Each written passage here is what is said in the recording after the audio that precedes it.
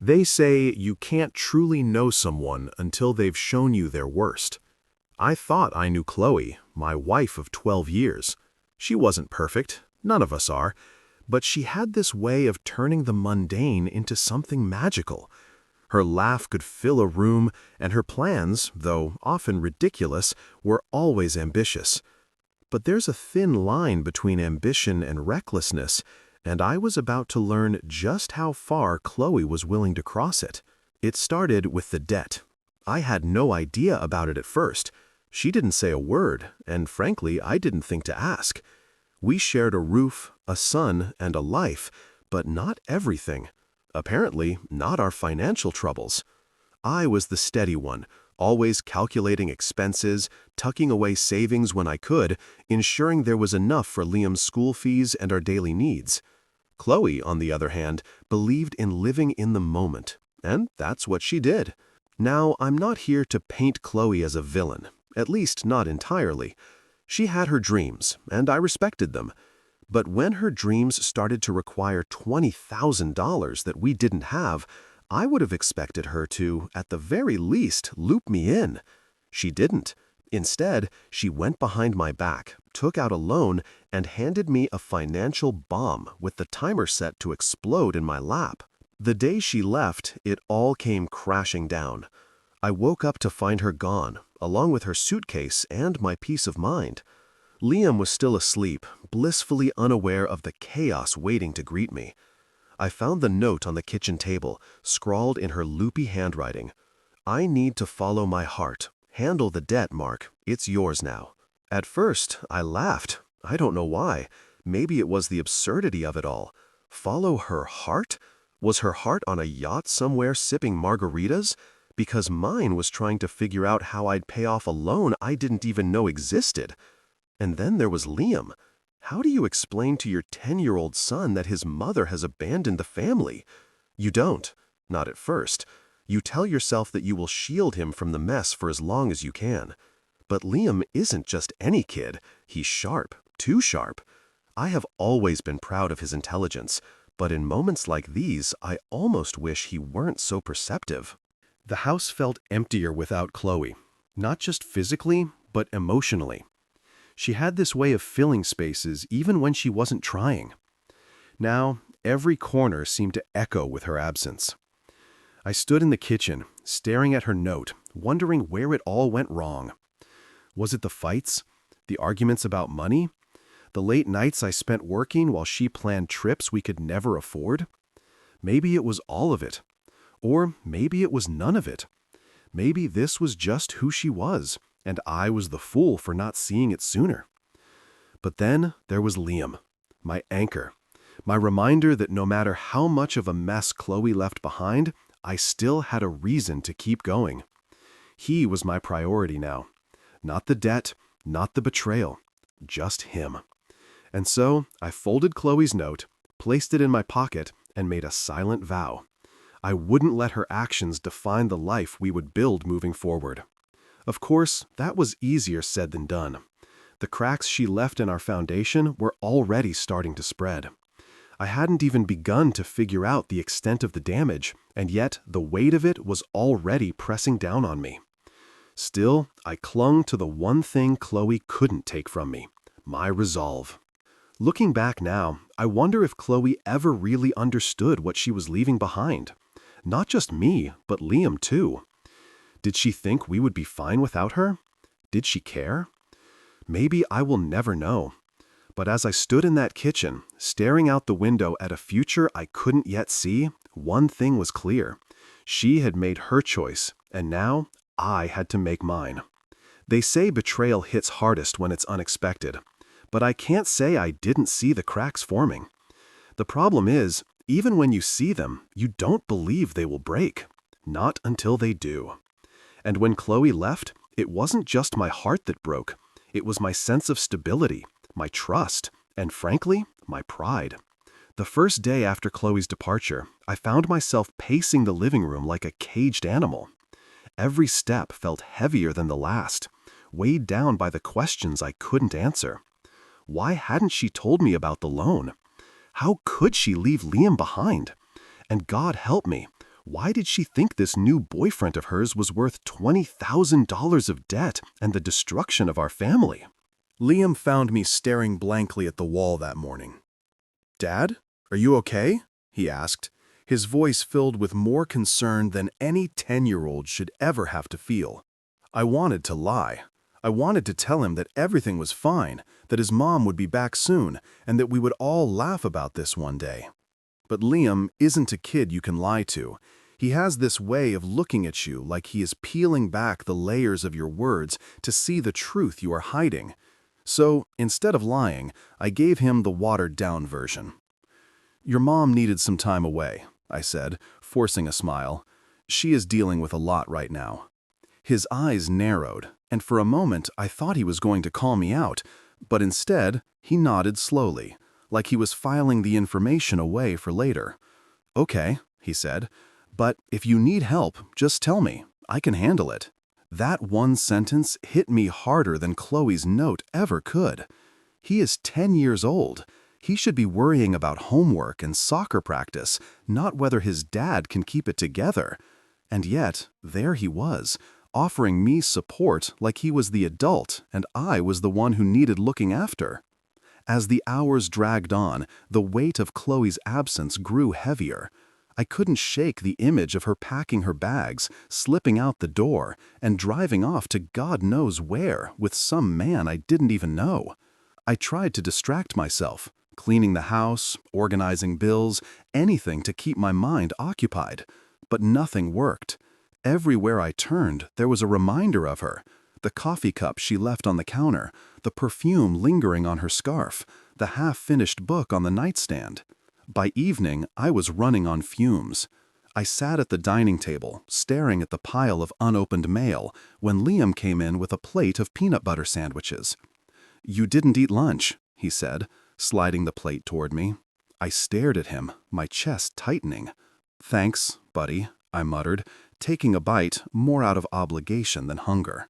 Liam watched me for a moment, then asked the question I had been dreading all day. "Is Mom coming back?" I froze. How do you answer a question like that? Do you sugarcoat it? Do you give false hope? Or do you tell the brutal, unvarnished truth? "I don't know," I said finally. "But no matter what happens, we are going to be okay. I promise." He studied me for a long moment, his expression unreadable. Then he nodded, as if deciding to believe me. "Okay," he said simply. But the truth was, I wasn't sure if I believed myself. How are we supposed to be okay with $20,000 of debt hanging over us and no plan to pay it off? How was I supposed to shield Liam from the fallout of Chloe's choices when I couldn't even shield myself? That night, after Liam went to bed, I sat in the darkened living room, running my hands through my hair and trying to come up with a plan. I felt like I was drowning, gasping for air in a sea of unanswered questions and impossible choices. But even as the weight of it all threatened to pull me under, I kept coming back to one thought: Liam. He was my anchor, the one thing keeping me grounded. I couldn't let him see me falter. I couldn't let him feel like his world was crumbling around him. And so I took a deep breath, squared my shoulders, and told myself that we would figure it out, one step at a time.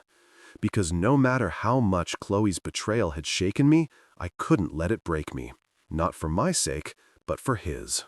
You would think finding out your wife ran off with another man would be enough of a gut punch, but Chloe had a way of making sure her betrayal had layers. The note she left behind wasn't just a declaration of her newfound freedom, it was a financial time bomb. And like an idiot, I had been too numb to see it ticking. It was the day after she left when the first crack in her plan appeared. A letter arrived in the mail with bold red text across the top. Final notice. I opened it, expecting a routine bill, but instead, I was staring at a demand for payment on a $20,000 loan. Her name was at the top of the letter, but the fine print was clear. Our address was listed as the guarantor, and failure to pay would impact both of us. I read the letter twice, maybe 3 times, hoping the words would rearrange themselves into something less terrifying. They didn't. The debt was real, and it was now my problem. I could feel the anger bubbling up, not just at Chloe, but at myself. How had I missed this? When had she even taken out the loan? I sat there at the kitchen table, my head in my hands, trying to piece it all together. Liam walked in, his face lighting up when he saw me. "Hey, Dad, I found this article about robotics I want to show you later. You will love it." His enthusiasm was infectious, but I could barely muster a smile. I was too consumed by the thought of how I was going to protect him from the fallout of Chloe's mess. "Sure, buddy," I said, shoving the letter into the pile of mail on the counter. "We will check it out later." But later never came. Instead, I spent the evening digging through Chloe's things, searching for any clue about the loan. Her desk drawers were a mess of receipts and unopened envelopes, and I found nothing but frustration. Every dead end felt like another twist of the knife, a reminder that she had blindsided me completely. It wasn't until I logged into our shared banking app that the full scope of her betrayal hit me. The savings account, the one we had been building for years to secure Liam's future, was almost empty. A quick scroll through the transaction history revealed the culprit. Chloe had drained nearly all of it in the weeks leading up to her departure. Thousands of dollars, gone, with no explanation or justification. I slammed the laptop shut, my hands trembling with a mix of rage and disbelief. That money wasn't just numbers on a screen. It was supposed to be Liam's safety net, his college fund, our cushion against life's uncertainties. And she had stolen it without a second thought. Liam must have heard the noise, because he appeared in the doorway, his brow furrowed with concern. "Dad, is everything okay?" I forced a smile, though it felt like my face might crack under the effort. "Yeah, buddy, just some adult stuff. Nothing you need to worry about." But Liam didn't buy it. He never does. He walked over to the table, his gaze falling on the stack of mail. "Is this about Mom?" he asked, his voice steady but soft. I hesitated. Part of me wanted to shield him from the truth, to keep pretending that everything was fine. But another part of me knew that Liam wasn't a kid you could lie to, not convincingly anyway. So I sighed and gave him a version of the truth. "She left us with some problems," I said carefully. "Financial problems." Liam's eyes narrowed, and for a moment he looked far older than his 10 years. "How bad is it?" "Bad enough," I admitted, "but I will figure it out. I always do." He nodded slowly, then pulled out a chair and sat across from me. "Maybe I can help." I almost laughed, not because it was funny, but because it was absurd. What could a 10-year-old possibly do to solve a $20,000 problem? But the way he looked at me, calm and determined, like he had already made up his mind, stopped me short. "Thanks, Liam," I said, ruffling his hair, "but this is something I have to handle." He didn't argue, but there was something in his expression that made me uneasy. It was a look I had seen before, the look he got when he was working on a project and wouldn't stop until he cracked the code. I should have known then that he was already plotting something. But I was too distracted by my own panic to notice. That night, after Liam went to bed, I stared at the loan notice again, my mind racing with questions. How had Chloe gotten approved for such a large amount? And why had she needed it in the first place? The answers felt just out of reach, taunting me like shadows in the dark. And then there was the matter of the savings account. If she drained it all, where had the money gone? Was it sitting in some offshore account, funding her new life with David? Or had she spent it already, leaving nothing but a trail of receipts and broken promises? I didn't have the answers, but one thing was clear. Chloe had left me with a mess I couldn't ignore. And as much as I wanted to wallow in anger and self-pity, I knew I didn't have that luxury, not with Liam depending on me. So I did what I always do. I took a deep breath, rolled up my sleeves, and prepared to face the storm head-on. Because if there is one thing I have learned, it is that you cannot outrun your problems. You can only face them one step at a time. You would think that after discovering the $20,000 debt and the empty savings account, I would have hit rock bottom. But no, rock bottom has a way of showing up when you least expect it, just to remind you how much farther you can fall. The next few days were a blur of bills, emails, and unanswered calls. I was trying to piece together a plan, something, anything, to stop this financial avalanche before it buried us. But every time I thought I was making progress, a new obstacle smacked me in the face. First, it was the realization that Chloe had used our address as collateral for the loan. Then, it was the demand letter threatening legal action if payments weren't made immediately. What made it worse was the suffocating silence. Chloe wasn't responding to my calls, texts, or emails. It was like she had disappeared into thin air, leaving me to pick up the pieces of the mess she had made. I couldn't even yell at her, couldn't demand answers. All I had was her note, crumpled in my pocket, like a mocking reminder of how easily she had walked away. And then there was Liam, my son, my anchor, my source of both strength and guilt. He didn't know the full extent of what was happening, but he knew enough to worry.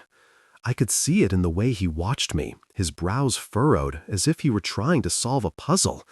And every time he said, "It's okay, Dad, we will figure it out," I felt like a failure for not having a plan already. The turning point came one evening when I sat at the kitchen table, staring at the numbers in front of me. The math didn't lie. I couldn't make the payments on the loan and keep up with our other expenses. Something would have to give. And I couldn't let it be Liam. He needed stability, a roof over his head, food on the table, the sense that his world wasn't completely falling apart. But how could I give him that when everything else was crumbling? "Dad?" His voice broke through my spiral of thoughts. I looked up to see him standing in the doorway, his expression calm but serious. "Are we going to be okay?" I hesitated. The truth felt too heavy, but I couldn't bring myself to lie. "I don't know, buddy," I admitted, "but I am going to do everything I can to make sure we are." He nodded, as if he had expected that answer. Then he walked over and placed a hand on my shoulder. "It's okay. I have got an idea." I blinked at him. "An idea? Liam, this isn't something you can solve with an idea. It's $20,000, not a school project." "Just trust me," he said, his tone confident in a way that both impressed and unnerved me. "You don't have to do this alone." I wanted to dismiss him, to tell him that this was an adult problem and he didn't need to worry about it. But something in his eyes stopped me. It wasn't just determination, it was understanding. He wasn't just trying to help, he truly believed he could. So I nodded. "Okay, buddy, what's your idea?" He grinned, and for the first time in days, I felt a flicker of hope. "You will see," he said cryptically, before heading off to his room. The next morning, I found him hunched over his tablet, his fingers flying across the screen. When I asked what he was doing, he simply replied, "Research." And when I pressed for details, he grinned and said, "You will find out soon enough." At first, I thought it was a distraction, a way for him to feel like he was contributing. But as the days passed, I realized he was up to something. He would ask me random questions about Chloe, her habits, her favorite places. He even asked if I still had access to her email account, which I did, though I hadn't thought to use it. "Why do you want to know all this?" I asked one evening. "Just trust me," he said again, his eyes sparkling with that same quiet confidence. "I have got this." I didn't know what to make of it. Part of me wanted to push for answers, to demand he tell me what he was planning. But another part of me, a part I didn't quite understand, felt compelled to let him take the lead.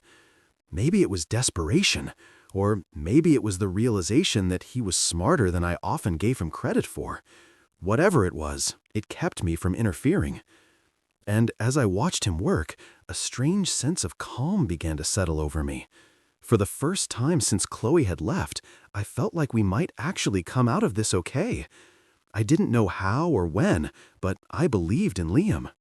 Looking back, that was the moment everything began to change. It wasn't just about the debt or Chloe's betrayal anymore. It was about us, me and Liam, proving that no matter how much she tried to tear us apart, we were stronger than she thought. And I would soon learn that when Liam said, "I have got this," he meant it in ways I never could have imagined. When Liam said, "I have got this," I thought it was just his way of reassuring me, like a kid trying to lift a weight far too heavy for their little arms. But I was wrong, very, very wrong. Liam wasn't just offering empty words, he was orchestrating something far bigger than I could have imagined. It started with small, seemingly innocent questions. "Dad, do you remember when Mom got her new phone?" Or, "Did she ever tell you what app she liked to use?" At first, I thought he was just curious, maybe trying to process her absence in his own way. But as the days went by, his questions became more pointed. "Do you think Mom would have used the GPS app we all downloaded for our hike?" he asked one evening, his tone casual, like he was talking about homework. That made me pause. The GPS app. Of course. We had installed it on all our devices after a family hike last year, when Liam pretended to get lost so we would buy him a kid-friendly smartphone. At the time, I had laughed at his cleverness.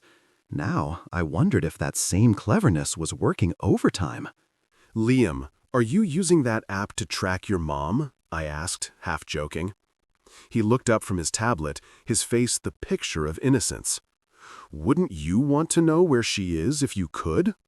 I stared at him, half impressed and half horrified. "You can't just spy on people, Liam." "Why not?" he shot back. His voice was calm, but his eyes burned with a determination I had never seen before. "She left you with her debt. She left me without a mom, and she is out there pretending like we don't exist. That's not fair." Fair. He was right. None of this was fair. But what could I say? What could I do? Liam's logic was cold, sharp, and impossible to argue with. And the worst part? He wasn't wrong.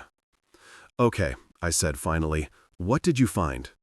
He grinned, the kind of grin that made me realize just how much like Chloe he could be when he set his mind to something. "I know where she is," he said simply. I blinked. "You what?" "I know where she is. She is staying at that fancy lodge by the lake, the one we drove past last summer." I didn't know whether to laugh or cry.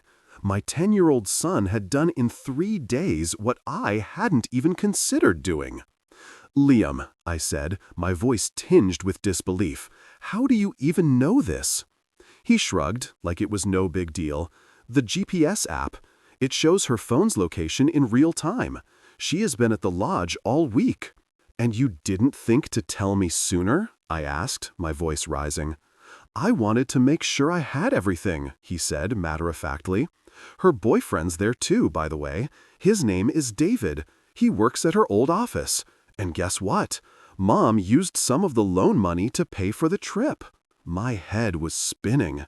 It felt like I was trapped in a bad soap opera, except the script was being written by a 10-year-old genius with a vendetta. "How do you even know his name?" I managed to ask. "I called her office while you were at work," he admitted. "I said I was her son and asked if she was on vacation. One of the secretaries told me everything. People really like to talk if you sound sad enough." I didn't know whether to be proud or terrified. My son was 10 years old and already outmaneuvering grown adults. "Liam," I said, rubbing my temples, you can't just do things like this." "Why not?" he asked, his voice calm but firm. "She betrayed us, Dad. She left us with her mess. I'm just fixing it." He said it so matter-of-factly, like it was the most natural thing in the world. And maybe, to him, it was. But to me, it was a wake-up call. This wasn't just about the debt or Chloe's betrayal anymore. It was about survival. And Liam, my brilliant, stubborn son, was doing everything he could to protect what little we had left. "Okay," I said finally, "what's your plan?" He grinned again, that same mischievous grin that reminded me of Chloe. "First, we are going to freeze the loan account. Then, we are going to make sure she can't spend another dime. And after that, we are going to confront her. It sounded insane. It was insane. But as I sat there, listening to Liam lay out his plan like some kind of child prodigy mastermind, I realized something. This wasn't just about getting back at Chloe.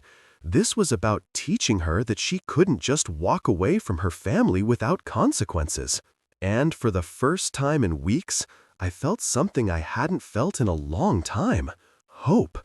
Hope that maybe, just maybe, we could come out of this mess stronger than before. All because my 10-year-old son refused to let us sink. 3 days later, my phone rang. It was a number I didn't recognize, but something in my gut told me to answer. Maybe it was intuition, or maybe it was the faint hope that Chloe had finally grown a conscience. Either way, I picked up, bracing myself for whatever storm was coming. "Mark, it's me." Her voice was sharp, frantic. The cool, detached tone she had used when she left was gone, replaced by something I had never heard before: fear. I leaned back in my chair, gripping the phone a little tighter. "Chloe," I said, keeping my voice steady, "to what do I owe the pleasure?" "Don't play games with me," she snapped. "What did you do? Why are the police asking questions about me? And why is my account frozen? I can't access any of my money." I almost laughed. The irony of her panic was delicious. "You're asking me what happened?" I said, my tone dripping with mock innocence. "I thought you had everything figured out, Chloe. You've got your boyfriend, your freedom, and my $20,000. Isn't that what you wanted?" "Mark, this isn't funny," she hissed. "David is furious. He says I've dragged him into a legal mess, and now his boss is questioning him about the loan. What did you do?" "I didn't do anything," I said, enjoying the rare moment of calm in the chaos she had created. "But our son? He might have outsmarted you." There was a long pause, the kind that stretches so thin it's about to snap. "Liam," she said finally, her voice barely above a whisper. "What does Liam have to do with this?" "Everything, Chloe," I said. "While you were off living your best life, Liam was cleaning up the mess you left behind. He tracked your movements, reported your fraudulent loan to the bank, and froze the account before you could spend another dime." "That's impossible," she said, her voice trembling. "He's just a kid." "No," I corrected her. "He's our kid, and he's 10 times smarter than you ever gave him credit for." Her voice broke, teetering between anger and desperation. "You have to fix this, Mark. The police are going to think I committed fraud." "Maybe because you did," I said, unable to hide the sarcasm. "You took out a loan using false information, drained our savings, and left your family with nothing. What exactly did you think would happen?" She didn't respond right away. I could hear her breathing on the other end, shallow and shaky. I didn't mean for it to go this far," she said finally. "It was just supposed to be a way to start over." I clenched my jaw, the weight of her words pressing down on me. "Start over? By leaving your son and me in ruins? Is that what starting over looks like to you?" "I didn't think," she began, but I cut her off. "No, you didn't," I said. "You didn't think about the damage you were doing, the mess you were leaving for Liam and me to clean up. You didn't think about anyone but yourself." For a moment, there was silence, and then she said something I wasn't expecting. "I'm sorry." I froze. It wasn't the apology itself that caught me off guard. It was the way she said it, quiet, genuine, vulnerable. For the first time since she left, I heard the Chloe I used to know, the one I thought I would spend my life with. But it wasn't enough. Not anymore. "Sorry doesn't fix this, Chloe," I said. "Sorry doesn't pay off the loan or undo the damage you've caused. If you really want to make things right, you will turn yourself in and face the consequences." Her silence spoke volumes. I knew what she was thinking, that facing the consequences meant losing everything, her freedom, her new life with David, maybe even her dignity. And she wasn't ready to let go of those things, no matter how much she claimed to regret what she had done. "I can't," she said finally, her voice barely audible. "Then I can't help you," I replied. "Mark, please," she begged. "David is threatening to leave me. I have nothing without him." "Maybe you should have thought about that before you walked out the door," I said.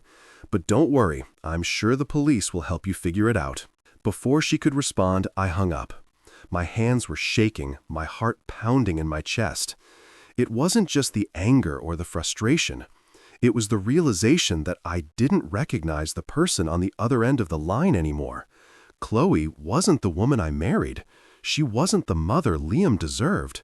She was a stranger. "Dad?" Liam's voice broke through my thoughts. I turned to see him standing in the doorway, his arms crossed and a satisfied smirk on his face. She sounded scared. "She is," I said, forcing a weak smile. "You did good, Liam. You really did." He grinned, a mixture of pride and relief washing over his face. "So, what's next?" "Next?" I sighed, the weight of the question settling on my shoulders. "We wait, and we make sure she can't hurt us again." Because if there is one thing I had learned, it is that Chloe wasn't just running from her mistakes. She was running from herself. And no matter how far she went, the truth would always catch up to her. When the moment came to confront Chloe, I wasn't sure what I expected. Maybe I thought she would crumble under the weight of her guilt. Maybe I thought I would feel some sort of satisfaction seeing her face the consequences of her actions. But what actually happened was something I could have never prepared for. It started with Liam. He was the one who suggested we confront her in person. "She needs to know she can't just walk away," he said, his voice steady in that unnervingly mature way he had. I couldn't argue with him. She had left us with nothing but chaos, and it was time she faced the mess she had made. The GPS app gave us her exact location. A luxury lodge by the lake. The kind of place we had once dreamed of visiting together as a family, but could never afford. The irony wasn't lost on me. Chloe was living our fantasy, but it was built on lies and stolen money. Liam and I drove out there the next morning. The closer we got, the more my chest tightened. Part of me didn't want to do this. Part of me wanted to turn a car around, go home, and pretend none of this was happening. But then I looked at Liam sitting beside me with that determined look on his face, and I knew I couldn't back down. This wasn't just about me anymore. It was about teaching my son that we don't run from our problems, even when they seem insurmountable. When we arrived at the lodge, I spotted her immediately. She was sitting on the patio with David, sipping a cocktail and laughing like she didn't have a care in the world. My stomach churned. How could she look so carefree when she had left nothing but destruction in her wake? "Ready?" Liam asked, his voice calm but firm. I nodded, though my hands were shaking as I got out of the car. Together, we walked up to her table. She saw us before we reached her, her smile freezing mid-laugh. For a moment, she just stared at us, her face pale, her eyes darting between me and Liam, like she couldn't decide if we were real or just a figment of her imagination. "Mark," she said finally, her voice barely audible. "What are you doing here?" "Taking back what's ours," I said, my voice colder than I expected. "Did you really think you could just walk away?" David, who had been quietly watching the exchange, finally spoke up. "Is this your ex?" he asked, his tone more annoyed than concerned. "Look, buddy, we're in the middle of something. Why don't you take your kid and—" "Don't," I said, cutting him off, my eyes locked onto his. For a moment, the tension was thick enough to cut with a knife. "This isn't about you. Not yet, anyway." Chloe's face turned red as she scrambled to regain control of the situation. "Mark, please," she said, her voice trembling. "We don't need to do this here." "Oh, I think we do," I replied, crossing my arms. Because you didn't just leave us with a broken family, Chloe. You left us with your debt. You drained our savings. And now you're sitting here drinking cocktails like none of it matters. Dad, Liam said, his voice steady but sharp. Show her. I pulled out the stack of documents Liam and I had prepared.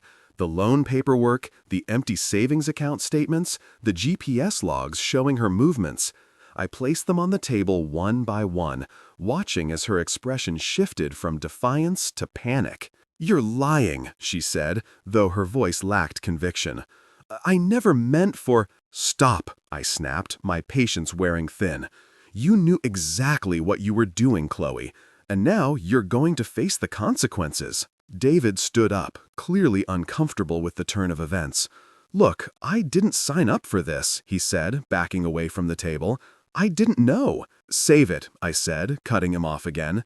"You knew enough to run off with her. You're just as complicit as she is." Chloe's eyes widened as she realized David was about to abandon her. "David, wait!" she cried, reaching for his arm. "Don't go. I'll fix this, I promise." But David was already walking away, muttering something about not wanting to get involved in family drama. And just like that, Chloe was alone. "You can't do this to me," she said, turning back to me, her voice trembling. "You can't take everything." "You took everything first," Liam said, his voice cutting through the tension like a knife. "You left us with nothing, Mom. Now it's your turn." For a moment, she just stared at him, her eyes filled with something I couldn't quite place. Guilt? Regret? Fear? Whatever it wasn't enough to undo the damage she had done. "This is your chance to make it right, Chloe," I said, my voice softer now. "Turn yourself in. Take responsibility for what you've done. Show Liam that you're better than this." She didn't respond. Instead, she buried her face in her hands, her shoulders shaking with silent sobs. It was the first time I had seen her break since she left, and for a moment I felt a pang of pity. But it wasn't enough to change my mind. "Let's go, Liam," I said, placing a hand on his shoulder. "We've done what we came to do." As we walked away, I glanced back one last time. Chloe was still sitting there, alone at the table, surrounded by the evidence of her betrayal. And for the first time since she left, I felt a sense of closure. After the confrontation, there was no going back, for Chloe, for me, or for Liam. That moment at the lodge had been the final nail in the coffin of whatever semblance of family we had left. Now, it was time to clean up the wreckage she had left behind. The first step was filing an official report with the police. I explained everything: the fraudulent loan, the drained savings account, and how she had abandoned us with a mountain of debt. Liam, ever the meticulous planner, had all the supporting evidence ready to hand over. The officers were impressed by how thorough it was, though I had to deflect a few questions about how a 10-year-old had gathered so much information. The officers assured me that the case was solid. Chloe had committed fraud when she falsified information for the loan, and with the bank involved, there was no avoiding the consequences. A warrant was issued for her arrest, and I was told the investigation would take its course. It was a bittersweet moment. On one hand, I felt relief, knowing that justice was finally catching up with her. On the other, it hurt to know that Liam had to witness his mother's downfall at such a young age. But Liam, as always, seemed unfazed. "She made her choice, Dad," he said as we left the police station. "Now we just have to make ours." The next step was dealing with the loan. I contacted the bank and explained the situation, providing proof that Chloe had committed fraud. After what felt like an eternity of back and forth, they finally agreed to cancel the loan pending the results of the investigation. The relief was almost overwhelming. The $20,000 no longer hung over our heads like a guillotine, and for the first time in weeks, I felt like I could breathe again. With the loan sorted, I turned my attention to securing Liam's future. I met with a lawyer to ensure that Chloe's actions wouldn't jeopardize our stability any further. The lawyer helped me file for sole custody of Liam, citing Chloe's abandonment and financial recklessness. It was a straightforward case. Chloe hadn't just left us, she had essentially forfeited her right to be a parent. The custody hearing came and went with little fanfare. Chloe didn't even show up. I was granted full custody, along with a court order requiring her to pay $500 a month in child support. I didn't expect her to actually pay, but the lawyer assured me that her wages, if she ever got a job, could be garnished to ensure compliance. As for the camper van, it was time to cut my losses. The vehicle had been sitting in the driveway since we retrieved it, a constant reminder of Chloe's betrayal. I decided to sell it, using the proceeds to rebuild our savings. It wasn't much, certainly not the $35,000 it had originally cost, but it was enough to give us a fresh start. Through it all, Liam remained my rock. He took on more responsibilities at home, helping with chores and errands without being asked. One evening, as we sat together folding laundry, he said something that stuck with me. "You know, Dad," he said, his voice thoughtful, "I don't think Mom was happy. Not with herself, not with us, not with anything. Maybe that's why she did what she did." I looked at him, amazed by his insight. "You're probably right, Liam," I said, "but her unhappiness doesn't excuse what she did. We all have to take responsibility for our choices." He nodded, his expression serious. "I'm glad you're my dad," he said after a moment. "You don't give up." His words hit me like a punch to the chest. All the doubt, all the guilt I had been carrying about not protecting him from Chloe's actions seemed to lift in that instant. I realized that while I couldn't control what Chloe had done, I could control how we moved forward. And that's exactly what I intended to do. The last piece of the puzzle was finding a way to ensure Chloe couldn't disrupt our lives again. I worked with the lawyer to place restrictions on her ability to access Liam or our finances without court approval. It wasn't foolproof, but it gave me peace of mind, knowing that she couldn't just waltz back in and undo the progress we had made. By the time the dust settled, it felt like a lifetime had passed since Chloe walked out the door. But in reality, it had been just a few short months. In that time, Liam and I had gone from being victims of her betrayal to survivors of it. We had weathered the storm together, and though the scars were still fresh, they were a testament to our resilience. I wish I could say that Chloe learned her lesson, that she turned her life around and became the person I once believed she could be. But life isn't always tied up with a neat little bow. The last I heard, she was working odd jobs and struggling to stay afloat. Part of me felt sorry for her, but I knew better than to let that pity pull me back into her orbit. She made her bed. Now she had to lie in it. The storm had passed, but its aftermath lingered, leaving cracks in the foundation of the life Liam and I were rebuilding. Yet, for the first time in what felt like forever, we had hope. Hope that we could move forward, not as a broken family, but as a stronger one. It started with the little things. Mornings became calmer without Chloe's chaotic energy dominating the house. Liam, ever the problem solver, took it upon himself to organize our days. He made a color-coded schedule for chores, schoolwork, and downtime.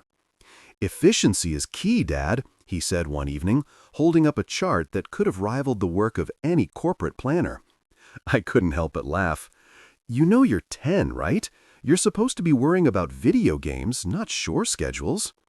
"Someone's got to keep this place running," he replied with a smirk. It was moments like these that reminded me just how much he had grown in the past few months. He wasn't just my son anymore, he was my partner, my teammate. Financially, things were stabilizing. Selling the camper van had given us a small cushion, and with the loan canceled, the pressure on my shoulders eased considerably.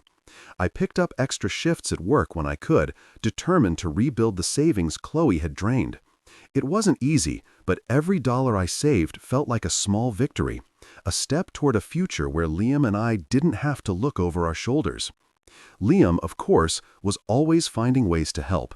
One afternoon, I came home to find him standing at the kitchen counter, a tray of cookies cooling beside him. "What's this?" I asked, raising an eyebrow. "I'm starting a cookie business," he said matter-of-factly, handing me a flyer he had printed at school. 50 cents a cookie. All proceeds go to the Mark and Liam Recovery Fund.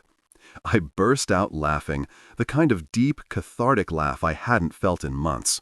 "You're something else, kid," I said, ruffling his hair. But it wasn't all smooth sailing.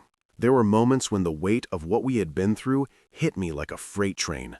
Nights when I would lie awake, replaying Chloe's betrayal in my mind, wondering if there was something I could have done differently. And then there were the times I saw the sadness in Liam's eyes, the moments when he thought I wasn't looking. He missed her, even if he didn't say it outright. She was his mom, after all, and no amount of anger or disappointment could erase that bond. One night, as we were sitting on the couch watching a movie, he turned to me and asked, "Do you think she'll ever come back?" I paused, caught off guard by the question. "I don't know, buddy," I said honestly. "But if she does, it will be on our terms. She will have to prove that she's ready to be the mom you deserve." He nodded, his face thoughtful. "I don't think she will," he said quietly. "But that's okay. We're doing fine without her." Hearing him say that broke my heart a little, but it also filled me with pride. Liam had every right to be angry, every right to feel abandoned. Yet he had chosen to move forward, to focus on what we had instead of what we had lost. As the weeks turned into months, life began to feel normal again, or at least a new version of normal. We found joy in the small things, cooking dinner together, playing board games on the weekends, or just sitting on the porch watching the world go by. There were no grand gestures, no life-changing moments, just the quiet, steady work of rebuilding. One evening, as we were sitting at the table eating dinner, Liam looked up at me and said, "You know, Dad, I think we're going to be okay." I smiled, my chest swelling with pride. "Yeah, buddy," I said, "I think we are." But even as we moved forward, I couldn't shake the lessons we had learned. Chloe's betrayal had left scars, but it had also taught us resilience. It had shown me the depth of Liam's strength, his unwavering loyalty, and his incredible ability to adapt. And it had reminded me of my own strength, the strength to protect, to persevere, and to build a life for my son, no matter the odds. Looking back now, I realized that Chloe's leaving wasn't the end of our story. It was just the beginning of a new chapter, one where Liam and I could write our own rules, free from the chaos she brought into our lives. The road ahead wasn't perfect, and I knew there would be challenges. But as I watched Liam finish his dinner, already launching into a detailed plan for his next school project, I felt something I hadn't felt in a long time: peace. Because no matter what came next, I knew we would face it together. And together, we could handle anything.